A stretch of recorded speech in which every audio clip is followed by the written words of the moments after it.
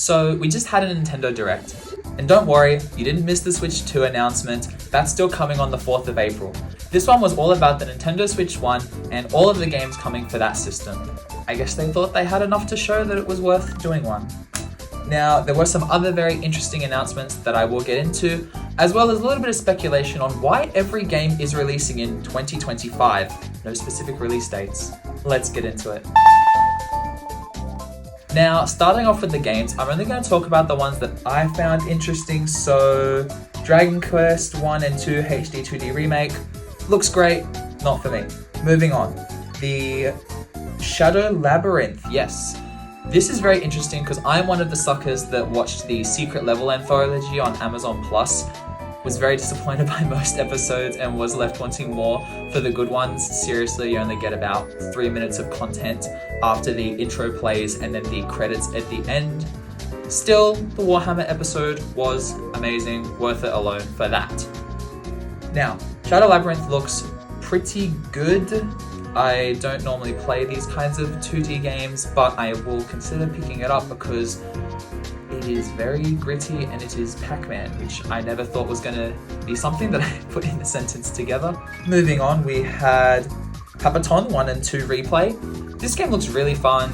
If it's cheap, I'll get it. If they ask $40 for it, I will give it a skip. But it's Nintendo, so they'll probably ask $40 for it. Okay, Metroid Prime 4. Metroid Prime 4 looks really good. I am still waiting to try Metroid Prime 1 Remastered because that game also looks really good. It looks like an Xbox One game. Seriously, I don't know what they're doing. A lot of people are speculating that Prime 4 is Switch 2 footage. However, Nintendo made it clear that this is all about Switch 1, and I think it would be pretty misleading of them to show Switch 2 footage in a Direct for Switch 1 only games. And if you have your doubts, you think Prime 4 looks too good, look at the Prime 1 remaster. It's not entirely unfeasible that this is running on that hardware. Next is Disney Villains Cursed Cafe. Okay, onto something actually interesting. The Eternal Life of Goldman. I really like the hand-drawn animated style of this game. Some people have said it's reminiscent of Cuphead, but I think this one has a more clean art style. They're both really good, they're just different. I think the gameplay of this one is also going to be very different. There's tons of upgrades you can do to your cane. Yeah, I will be following this one. Next up, Rift of the Necrodancer. I thought this was already out because I bought Crypt of the Necrodancer recently and I've played it for about an hour or two. Really fun, want to get back into it. I suck at it though, so yeah, it'll be a while before I beat it. This game looks completely different. It looks more like Guitar Hero than Crypt of the Necrodancer. I'm all for it. I just found it funny because I thought it was out there advertising it in Crypt of the Necrodancer, so I guess it's very close to release. Pokemon Legends ZA still graphically looks like ass. Yep, moving on. Rhythm Heaven Groove. This looks really good. I didn't know that Rhythm Heaven games weren't constantly coming out, but I guess all of the content I've been seeing is just fan-made content, the fan-made Rhythm game.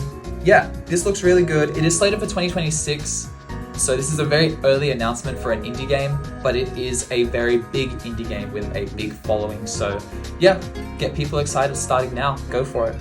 High on Life is coming to Switch. That's cool. All 3 of the Monument Valley games are coming to Switch. Nice. Everybody's Golf looks kinda cool. All of the wacky power-ups and effects. It is kind of what I would have expected Mario Golf to be, except Mario Golf takes itself way too seriously. So if you want a fun golf game, maybe check this out when it drops.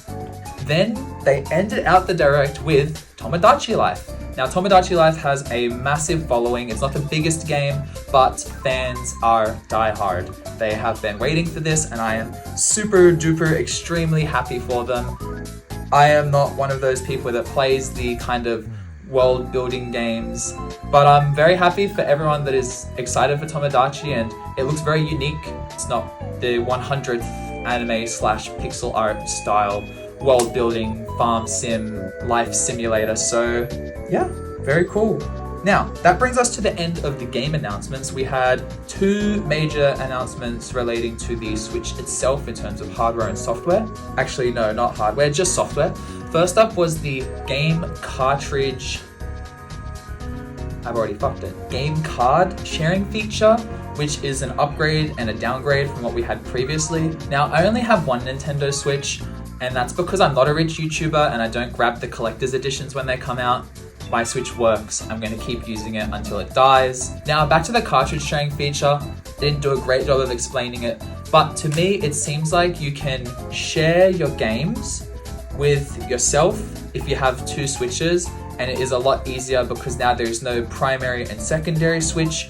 You just move the cartridges between them, and you don't need to be connected to the internet on your secondary Switch in order to access a game that you're sharing from your primary Switch. Much cooler than sharing it with yourself is the ability to share it with people in your family. So now your siblings, your brother, your partner can have access to your digitally owned Nintendo Switch games. You just lend it out, and then after 14 days, it comes back to you. I will have to see and double check how the saves work, because if you lend a game to someone for 14 days and then you lend it again after that, will their save file be saved? Because a lot of save file stuff is through Nintendo Switch Online, and once you lose a game, you lose the save. Interesting stuff. Can't wait for it to launch. If done right, it will be big. Next up is the Nintendo Today app.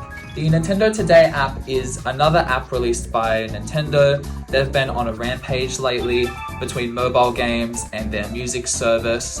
It's just been a lot, and instead of having a website now for the Switch 2's launch updates, they're going to have an app. I'm assuming this is going to be a lot like the Smash Bros website during the Wii U era, where they would post a teeny tiny bit of new information every day. So maybe, you know, one day it'll be something big, like the Switch 2 has a 120 frames per second screen. Not gonna happen, but you know, that's the kind of thing they'll be putting on there. Nintendo's basically pitching this app as the one place for you to get all of your Nintendo related news.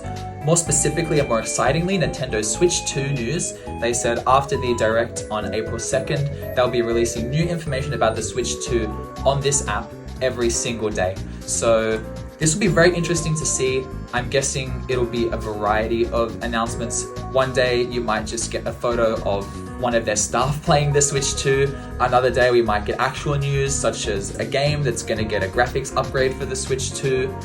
Really interesting. Can't wait to see how this pans out and how the app will do after the Nintendo Switch 2 launches and there's less news and less hype. I'm guessing they'll use it to hype up new games. So maybe if the new Mario Kart is launching a month after the Switch 2, they'll push Mario Kart updates through the app. Very cool, very exciting. I'm not gonna get it just yet because I'm not that deep, and I'm probably not gonna pick up a Switch 2 on launch just because I'm still getting through all my Switch 1 stuff, and I've got some games on the Steam Deck that I want to finish before I pick up a new system. I'm already overloaded with devices as is, so I'm gonna hold off for a little bit. Now, that is all I've got to say about those announcements, so we'll put that down. Why is everything coming in 2025? This was a running theme, and some other YouTubers did point it out. Only 2025 has been given for a release window for a lot of games. My theory for the vagueness is that a lot of these games are going to be launching with the Nintendo Switch 2. So let's say June 7th, for example. If, you know, even 3 games have a June 7th release, people are going to go, oh, well, that's obviously when the Switch 2 is launching. So I think we're going to find out when the Switch 2 is launching later, and then once the Switch 2 release date is announced, we're going to get the release date for a lot of games that were previously just slated for 2025. Obviously, there's going to be a few exceptions. Some games are just announced for 2025 because they're coming out, you know, toward the end of the year and they don't know which specific month and which specific day. They also don't know what Nintendo is going to be putting out, and they don't want to be competing with Nintendo's big blockbuster games. That is all I've got for today's video.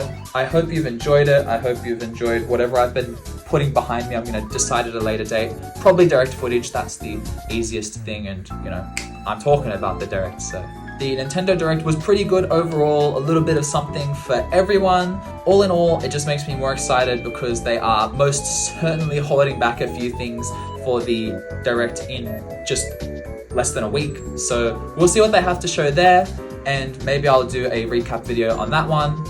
I will see you then.